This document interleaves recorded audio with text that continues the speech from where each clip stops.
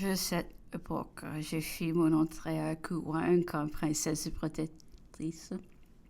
Cet établissement devait son origine à un beau mouvement d'enthousiasme de l'empereur. Le lendemain de la bataille d'Austerlitz, touché de la perte des temps des braves, dont le mort venait d'affirmer sa gloire, il décréta sur les champs de bataille même qui adopterait les enfants de ceux qui avaient payé de leur vie cette fameuse journée. À son retour, indécis encore s'il exécuterait son décret à cause de l'opinion où il était que l'éducation des filles appartenait à leur mère. Il fit venir Madame Campan, la consulta et finit par lui dire « Je ne me bornerai pas à faire élever une petite nombre de filles. Je n'aime pas les petites choses, elles ne servent à rien. Censée n'était qu'une guirlande de fleurs offertes à Madame de Maintenon pour le mot de Louis XIV. 250 filles nobles n'étant rien pour 8000 familles de pauvres gentilshommes. J'élèverai 400-500 filles au point et je renfermerai les murs. L'exécution de ce projet fut ajournée, mais le lendemain de la bataille de Friedland, il écrivit de sa propre main et envoya un règlement très étendu qui depuis a été constamment suivi dans la maison. Ma réception à Écouen fut touchante. J'étais heureuse à chaque fois que j'allais dans ce lieu. Tant de jeunes cœurs étaient élevés à mes chariots.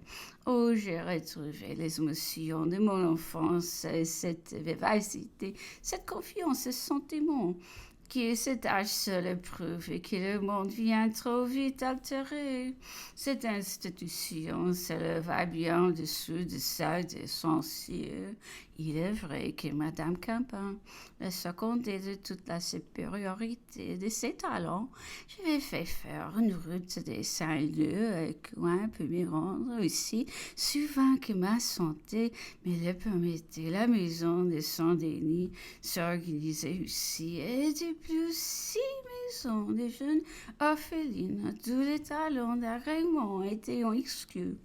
Et tout l'on apprenait que les choses utiles. Je vais tous les établissements sous ma protection. J'étais comme la mère de toutes les jeunes filles de la France. Dans leur prière, mon nom seul et celui de l'empereur était prononcé de toutes mes grandeurs. Voilà celle dont mon cœur fut le plus satisfait aussi. Mais l'attend vie et a-t-on répété souvent à l'impératrice que cette place devait lui appartenir? On ne la chose qu'à lui inspirer le désir, mais l'empereur me la conserva toujours. Il fit organiser pour elle la société maternelle dont elle fut présidente, et Madame Mère fut mise à la tête de tous les sœurs de la charité. Ainsi, c'est à sa famille que l'empereur avait donné les soins de la jeunesse et de l'infortune. Les couches de l'impératrice approchaient. Oh, mon frère fut mandé pour y assister. Les grands ducs de Würzburg étaient à Paris où page 20 un soir me cherchait parce que l'impératrice ressentait les premiers douleurs. Je me rendis aux Tuileries. Toute la cour devait se trouver réunie dans la chambre de la couchée était l'empereur, madame la comtesse de Montesquieu, gouvernante, madame de Montebello, dame d'honneur, madame de Lucé, dame de Tours, Madame de Poupert, que je vais céder à l'empereur pour être sous-gouvernante de ses enfants, et Madame de Metz réunie avec le même titre.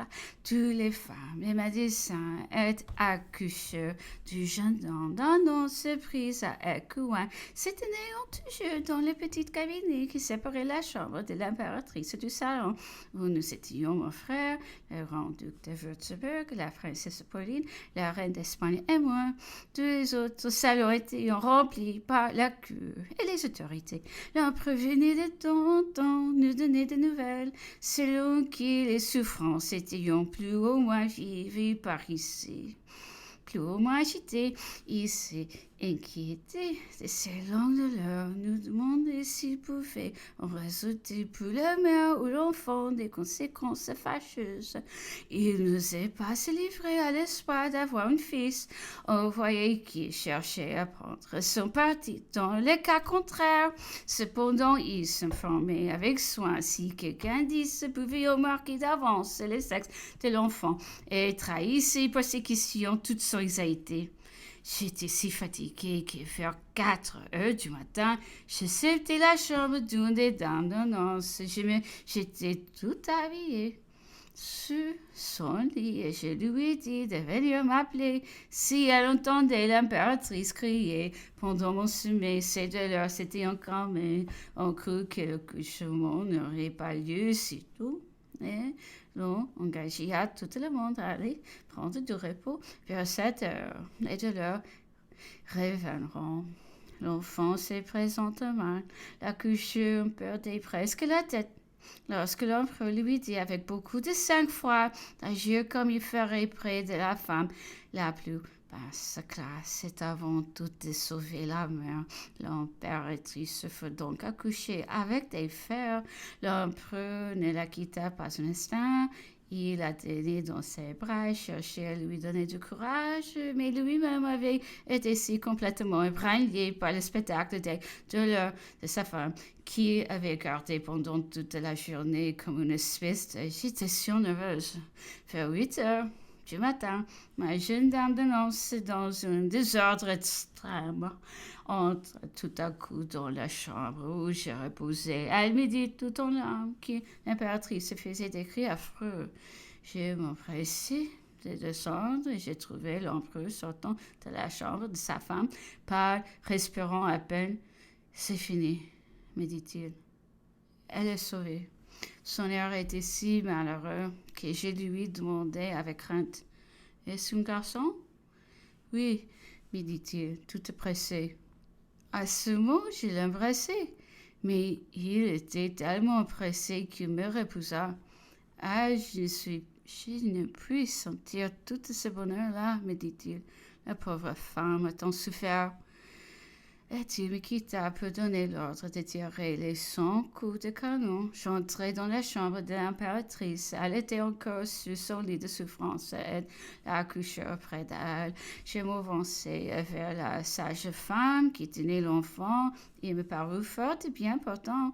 Je m'approchai ensuite de l'impératrice pour la féliciter. Il y avait tant de monde dans la chambre que j'en sortis. Je retrouvai l'empereur, tellement frappé encore par une inquiétude qui venait d'éprouver sur le sort de sa femme qui put se rendre maître de son émotion pénible. Il ne montrait qu'un air sérieux au lieu de laisser éclater sa joie. Cette apparence d'immobilité formait un contraste frappant avec l'enthousiasme qui se manifestait sur tous les visages. On était surpris de ne pas apercevoir ceux-ci cette douce sérénité qui donne le bonheur, et surtout au moment où la fortune comblait ses vœux. Plus elle avait paru inépuisable dans ses dons, plus on attendait de lui de la reconnaissance. Il faut juger sévèrement. On le crut insensible, tandis que justement c'est une des occasions où je lui ai vu des plus de véritable sensibilité, oublier toutes ses idées de grandeur, d'ambition, d'avenir n'être que pour tendre lorsqu'il devenait père heureux. J'ai là sa pensée, si le cœur n'a pas plus de part à ses impressions que tout cela reste. Pour moi, je l'avouerai, j'étais embarrassée des regards qui se fixaient sur moi avec une sorte d'intérêt et de curiosité. J'avais été émue de l'émotion de l'empereur sans penser que cette naissance éloignait mes fils du trône. Je lui souhaitais ce qu'il désirait comme un enfant le souhaite à son père et à son bienfaiteur. Il ne m'était pas venu à l'idée que mes enfants puissent avoir la couronne de France. Du moins, je ne l'avais jamais ambitionné pour eux. Si ce était un sacrifice, il devait être fait le jour du divorce. J'ai partagé donc franchement le bonheur de l'empereur. Mais quand avion gauche est gêné lorsqu'on s'aperçoit que le monde vertueux vous juger de près, oui, et vous se posez triste, remarque de la joie, et vous croit fausse comme il a besoin de vous plaindre ou de vous blâmer.